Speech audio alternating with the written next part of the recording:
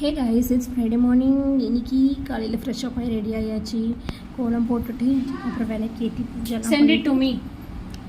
சமையலுக்கு போயாச்சு. இன்றைக்கி நான் வந்து ஒரு பெரிய கத்திரிக்காய் இருந்துச்சு பர்பிள் கலரில், அது வாங்கிட்டு வந்து ஒரு ரோஸ்ட் மாதிரி பண்ணிவிட்டேன். அதுக்கு உப்பு மிளகாத்தூள் போடணும், அப்புறம் கொஞ்சமாக கரம் மசாலா,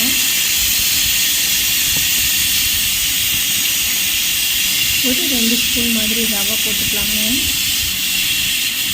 கொஞ்சமாக இஞ்சி பூண்டு பேஸ்ட் போட்டுக்கலாம், அப்புறம் 1 ஸ்பூன் மாதிரி கடலை மாவு போட்டு எல்லாத்தையும் நல்லா மிக்ஸ் பண்ணிக்கலாம். கொஞ்சமாக தண்ணி ஊற்றி மிக்ஸ் பண்ணிக்கலாம். அதுக்கப்புறம் இந்த மாதிரி அழகான கத்திரிக்காய் எடுத்து உரத்தை கட் பண்ணிவிட்டு எவ்வளோ மெல்லிசாக முடியுதோ அவ்வளோ மெல்லிசாக நீங்கள் கட் பண்ணிவிட்டு இதை வந்து எல்லாத்தையுமே ஸ்லைஸ் பண்ணி எடுத்துகிட்டு இந்த மசாலாவை இதில் அப்ளை பண்ணிவிட்டு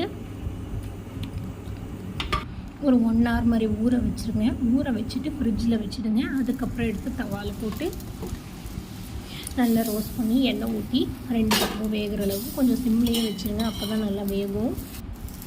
அதுக்கப்புறம் எடுத்து சாப்பிட்டு பாருங்கள். ரொம்ப டேஸ்டான ஒரு எக் பிளான்ட் ஃப்ரை ரெடி. பசங்களுக்கு லஞ்சுக்கு இப்படி கொஞ்சம் டிஃப்ரெண்ட்டாக செஞ்சு கொடுத்தீங்கன்னா அவங்களும் என்ஜாய் பண்ணி சாப்பிடுவாங்க. இந்த ரெசிபி நீங்களும் உங்கள் வீட்டில் செஞ்சு பாருங்கள், எப்படி இருக்குதுன்னு சொல்லிவிட்டு எனக்கு கமெண்ட்ஸில் சொல்லுங்கள். யாழ்னி குட்டிக்கு இன்றைக்கி எக் பிளான்ட், அப்புறம் கொஞ்சம் கேரட்ஸ், அப்புறம் தயிர் சாதம் போட்டு ஆற வச்சுருக்கேன். எங்களுக்கு லஞ்சுக்கு கீரை சாதம்ங்க. இன்னொரு மினி விலாகில் பார்க்கலாம். பாய்.